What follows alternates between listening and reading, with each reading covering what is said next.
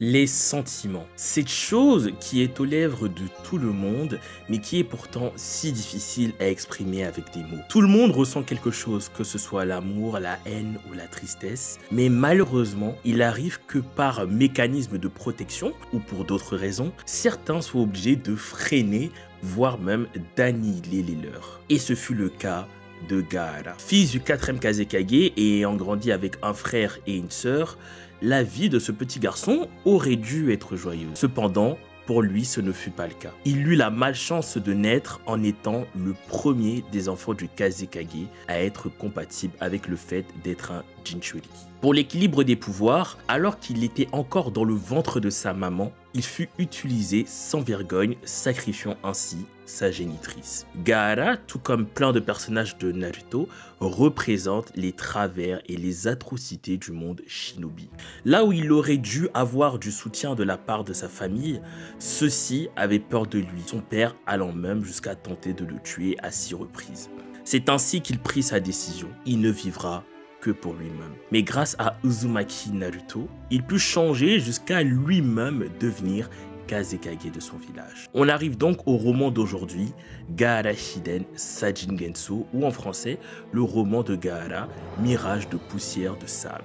Dans ce roman, on va approfondir les sentiments qui animent Gaara, sentiments qu'il partage avec son frère et sa sœur, ceux qu'il partage avec Naruto, mais surtout, il va essayer d'en acquérir un nouveau, le sentiment de l'amour. Comme d'hab, le roman est disponible chez les éditions Kana, donc vous pouvez vous le procurer là-bas. Et c'est pas une vidéo sponsorisée par eux. Et du coup, j'ai aussi pris la décision de me baser sur un sujet des romans plutôt que de faire un résumé complet. C'est mieux, c'est plus simple, c'est plus épuré. Et je trouve que voilà, c'est plus correct, je serais mieux satisfait avec ça. Cette vidéo traitera donc de la partie du roman qui aborde les sentiments de Gaara et ceux de sa future femme, mais également de ses sentiments envers ses frères et sœurs, chose qui est quand même pas mal développée, particulièrement avec Temari. Au passage, dans ce roman, il y a un autre terme qui concerne un coup d'état qui est fait à Gaara au même moment, hein, ça se passe au même moment. Donc si jamais vous voulez aussi que je parle, que je fasse un petit résumé de cette partie-là, de la partie qui parle du coup d'état, je suis preneur, vous me le dites juste dans les commentaires et c'est fait. Au passage, n'hésitez pas à me rejoindre sur tous mes réseaux sociaux, particulièrement Twitch, où on stream assez souvent. Tous les liens sont en description. Sur ce, Ohayo Mina Seihiro, et aujourd'hui, on parle de Gaara et de sa fiancée.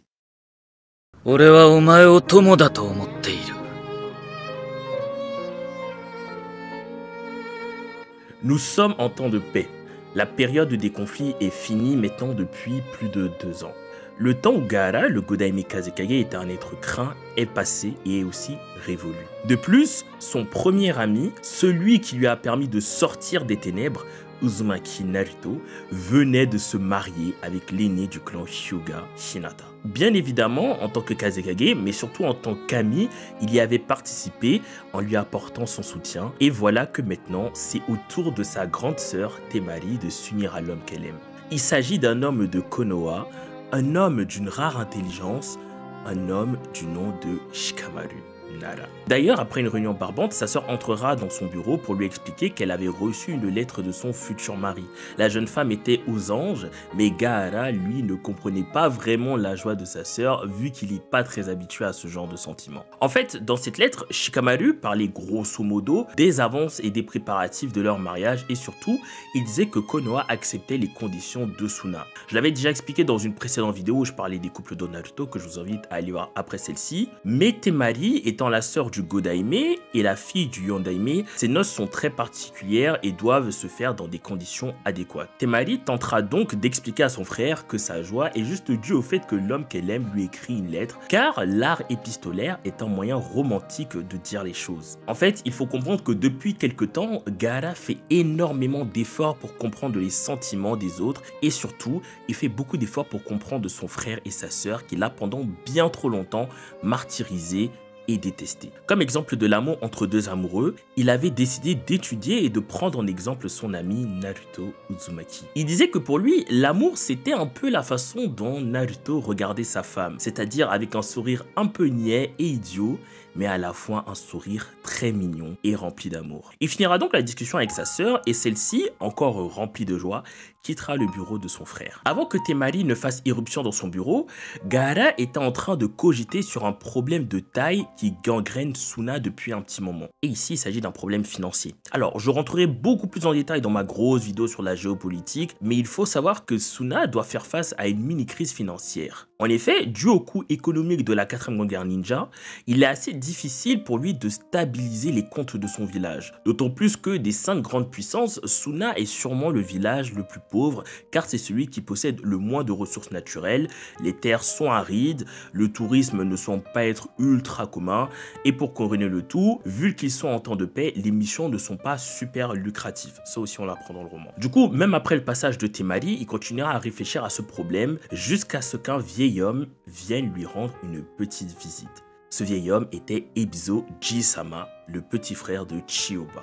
Au-delà des politesses habituelles, Ebizo avait une idée et une volonté bien précise en tête et Gaara le savait. En réalité, il s'attendait à une demande banale de vieux comme Ebizo en avait l'habitude. Mais ce dernier sera surpris. Il sera surpris car Ebizo lui dira qu'il est temps de se marier. Mais pourquoi cette demande si soudaine? Eh ben, ce qui avait déclenché ça, c'est tout simplement le futur mariage de Temari, sa sœur. En fait, il faut savoir que Asuna, lorsque le Kazekage meurt ou quitte ses fonctions, sa succession se fait en priorité par la légitimité du sang ou par la légitimité familiale. C'est d'ailleurs très différent de Konoha, où c'est le conseil des anciens du village, jumelé aux dirigeants du pays du feu, qui décide tout en prenant en compte l'avis des villageois. Mais bon, je reviendrai sur ça dans ma vidéo sur la géopolitique, comme j'en ai déjà parlé tout à l'heure. Du coup, le problème, c'est que si jamais Gaara et Kankuro meurent sans héritier, ce sera alors l'enfant de Temari et Shikamaru, à savoir Shikadai qui n'était pas encore né, qui aurait le droit de prétendre au titre de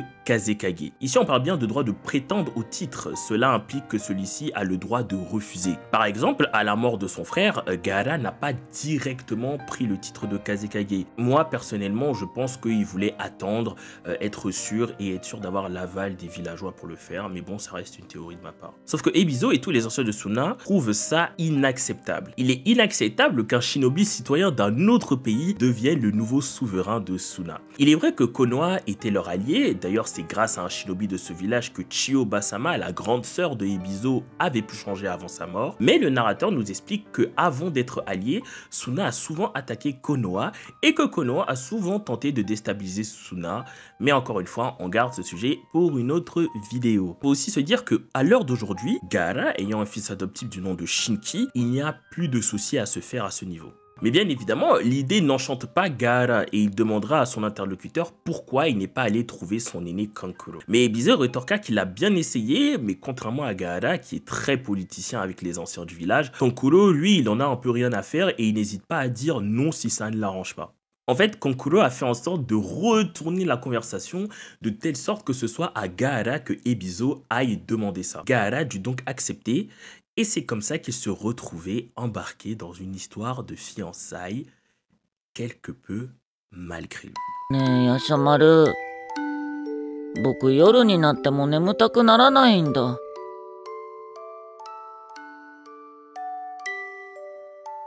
Maintenant que les fiançailles étaient planifiées, Gaara devait rencontrer sa future femme. Pour cela, Suna organisera une réception afin que la future mariée, mais également ses proches, puissent venir et faire la rencontre de Gaara. À cette occasion, Temari et Kankuro décidèrent de soutenir leur petit frère dans cette étape importante de sa vie. Bon déjà, Kankuro lui conseillera de se détendre et surtout de boire de l'alcool, bien qu'il ait mentionné que Gaara n'aime vraiment pas ça. Mais son grand frère dut partir pour des raisons mystérieuses qui sont liées à l'histoire du putsch dont je vous ai parlé tantôt en intro. Donc encore une fois, si jamais vous voulez une vidéo dessus, n'hésitez pas à me le faire savoir en commentaire. Ce qui nous intéresse ici, c'est plutôt les paroles que Temari aura pour son petit frère. La future citoyenne du pays du feu va aider son petit frère à s'habiller et va lui donner quelques conseils. Des conseils pour faire la conversation, ne pas être stoïque, faire bonne figure devant sa future femme et ses proches, bref, la classique quoi. Ces moments sont très émouvants et très importants en réalité parce qu'on voit à quel point la relation entre Gaara et sa sœur a évolué.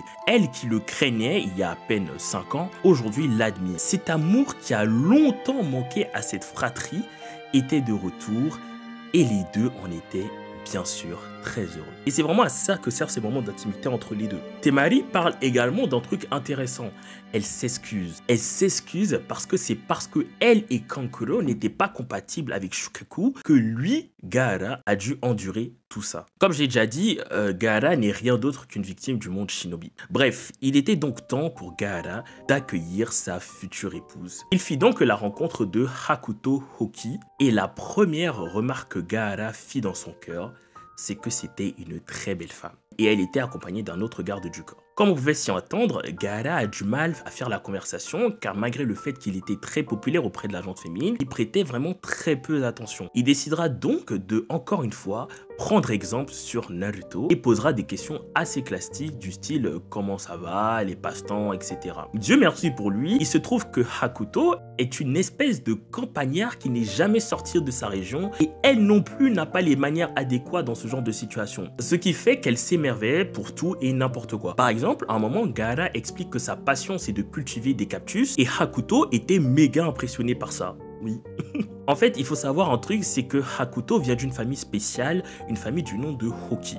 En fait, c'est un clan qui de base est originaire de Konoha, mais qui finira par migrer dans le pays du vent. Il y a donc une espèce de xénophobie envers les membres de ce clan. Voilà pourquoi celui-ci vivait assez reculé du village. De plus, Hakuto était non seulement stressée par l'événement, mais était aussi stressée par les rumeurs qu'elle avait entendues sur Gaara. Des rumeurs comme quoi c'était un tueur sans pitié, rumeurs qui viennent bien sûr de son passé. Temari, caché dans un plafond, surveillait attentivement son frère en mélangeant un sentiment de colère parce qu'elle trouve qu'il fait n'importe quoi à parler de cactus, mais aussi un sentiment de bonheur. La maladresse de son petit frère lui rappelait celle de son bien-aimé Shikamaru. Mais soudain, pendant que tout se déroulait sans accroc, une explosion retentissa. Daga, Konoha no hitori no shinobi ga sore o tomete kureta. Après avoir entendu l'explosion, Gaara fit tout pour protéger Hakuto. Directement, Gaara est visé par des attaques de marionnettes, mais celui-ci repérera rapidement le marionnettiste et le tuera d'un coup sec. Le Kazekage comprend que cet endroit est beaucoup trop dangereux pour sa fiancée, il sortira avec elle par la fenêtre et tombe donc nez à nez avec d'autres assaillants, tuera d'un coup sec encore. Ces scènes ici nous montrent que malgré le fait que Gaara ait changé et soit devenu quelqu'un de gentil et de sain, personne ne le remet ça en doute, il n'en reste pas moins le Kazekage et doit donc assumer son rang. Si des gens menacent le village, il se doit de les mettre hors d'état de nuire et sur cette philosophie, Gaara était impitoyable. Après les avoir tués, il tombe encore sur d'autres ennemis et en l'occurrence, il s'agissait des chefs de l'attaque, Etero et Metero Konjiki, deux frères jumeaux. L'un maîtrisait le Yoton, donc l'art de la lave, et le second maîtrisait le Koton, soit l'art de manier l'acier. Il s'agissait certes de deux adversaires extrêmement puissants, mais Gaara, en son titre de Kazekage, peut bien évidemment les vaincre en 2 contre 1. La difficulté, c'était plus de combattre ces puissants utilisateurs de Kekkei Genkai tout en protégeant Hakuto. Sachant que ces deux-là étaient clairement mandatés pour tuer Gaara, mais comme je l'ai dit, ça c'est une autre histoire qu'on verra un autre jour si vous le voulez bien. Le combat sera donc compliqué pour le plus jeune Kazekage de l'histoire, mais soudain, Shijima, la jeune garde du corps qui accompagnait Hakuto, apparut, et grâce à cette diversion, Gaara tuera un des frères avant d'achever l'autre également. Les combats finis, Hakuto accourait pour soigner les blessures de son fiancé. Bien qu'elle était choquée de voir l'homme avec qui elle allait partager sa vie éliminer en quelques minutes 4 personnes de façon super froide, elle fit mine de rien. Les 3 personnes retournaient donc à la réception et il était temps pour Hakuto de rentrer. Elle dira ainsi au revoir à son futur bien-aimé et rentra avec Shijima. Mais quelques heures plus tard, Baki, le sensei de Gaara, vint lui dire que celle qui allait devenir sa femme a été enlevée. Gaara, qui a appris cette nouvelle, se sentait coupable. Il devait à tout prix retrouver et sauver Hakuto, et le tout sans éveiller les soupçons. Car comme je vous ai dit, et comme on n'en parlera pas dans cette vidéo, le pouvoir de Gaara est très contesté chez les jeunes de Suna. Et là, en ce moment, ils sont en pleine tentative de coup d'état. Et en plus, il semblerait que Kankuro soit impliqué dans ce coup d'état. Il confie donc à Baki la responsabilité de gérer ce putsch pendant que lui part à la recherche de Hakuto. Sur le chemin, il tombe face à Shijima, blessé car vaincu par les ravisseurs de Hakuto. Bien que Gaara ne voulait être accompagnée de personne, celle-ci insistera pour accompagner le Kazekage. Shijima et Gaara arriveront donc à l'endroit où est retenu Hakuto et il fit face à un homme. Un autre homme du clan Hoki, du nom de Shigezan. Cette rencontre est vraiment particulière pour Gaara car Shigezan a été un des disciples de son défunt père Rasa, le 4e Kazekage. Shigezan ressemble beaucoup à Gaara physiquement. Peut-être qu'en rejetant son dernier fils biologique, le Yondaime Kazekage cherchait un fils de substitution en Shigezan. Shigezan était le seul, en dehors de Rasa, à pouvoir manipuler le sable aurifère. Et justement, c'était assez cocasse quand on sait qu'aucun des enfants du père de Gaara, à l'époque du moins, en avait hérité. Pour être précis, Shigezan, contrairement à Rasa et Gaara, qu'on verra tout à l'heure, n'est pas un utilisateur de Jiton. En fait, il utilise le Suiton pour manipuler la poussière d'or. Combattit donc Gaara, mais usera d'un jutsu pour le piéger dans des sables mouvants puis s'enfuir plus tard. Gaara put éviter ces sables mouvants, mais Shijima, elle, fut coincée à l'intérieur. Le bon sens aurait voulu que Gaara la laisse à son sort et qu'il poursuive Shigezan qui a enlevé Hakuto. Mais ce n'est pas ce qu'aurait fait Naruto, et du coup, ce n'est pas ce que fera Gaara. Il sauva donc Shijima et laissera Shigezan s'enfuir avec Hakuto. Gaara, qui s'était évanoui, se réveillera dans une grotte aux côtés de Shijima qui l'avait soigné. Cette dernière ne comprend pas pourquoi. Pourquoi lui, le Kazekage qui met son honneur en jeu, pourquoi a-t-il décidé d'abandonner sa mission pour la sauver elle? C'est ainsi que Gaara lui expliqua que les hommes sont plus importants que l'honneur. Et là, la jeune fille comprit que Gaara n'était sûrement plus le monstre que l'on décrivait. Les deux se remirent en route et finirent par croiser Shigezan et Hakuto à la frontière avec le pays du feu. Mais en fait, il y avait quelque chose de bizarre. Bien qu'il semblait s'agir d'un enlèvement, Hakuto n'avait pas l'air de quelqu'un qu'on force en fait. Et Gaara compris. Il comprit que en réalité, Shigezan et Hakuto, sa future femme, étaient en réalité des amants.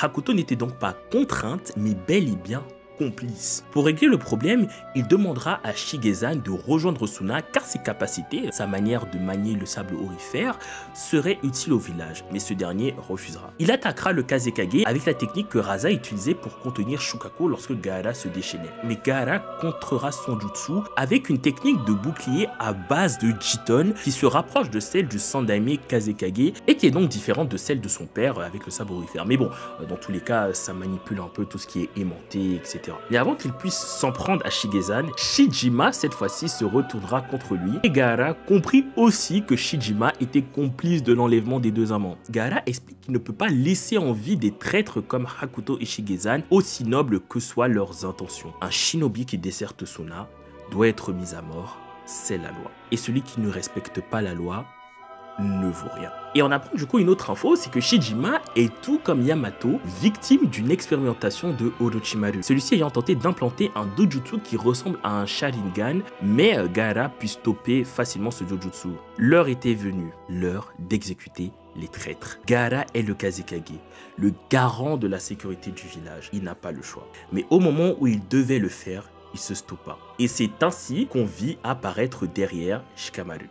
Et du coup, on apprend que Gaara avait convenu avec son beau-frère de faire entrer discretos à Konoha, Hakuto et Shigezan afin qu'ils deviennent citoyens du pays du feu. C'était le seul moyen qu'il avait trouvé pour les sauver sans avoir à les tuer. Shikamaru, au nom de la femme qu'il aimait, acceptera. Et c'est comme ça que se finit l'histoire d'amour entre Gaara et Hakuto qui au final n'avait jamais commencer. Ce qu'il faut retenir des fiançailles de Gaara, c'est que les sentiments amoureux sont complexes. Au nom de cet amour, on rit, on est joyeux, mais au nom du même amour, on est triste et on est capable de tuer. Voici ce que Gaara a retenu. Shigezan et Hakuto s'aimaient tellement qu'ils étaient prêts à embrasser la mort ensemble.